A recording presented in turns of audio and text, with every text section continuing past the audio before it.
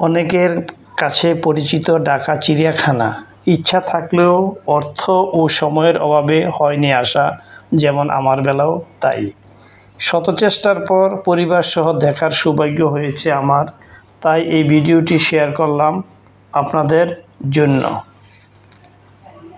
ঢাকা চিড়িয়াখানা দেশের বৃহত্তম চিড়িয়াখানা শুধু আয়তনের দিক দিয়ে নয়, এর সৌন্দর্য, পশু পাখি ও প্রাকৃতিক পরিবেশ সব কিছু নিয়ে মন চায় বারবার দেখি। সত্যি খুব চমৎকার একটি পরিবেশ।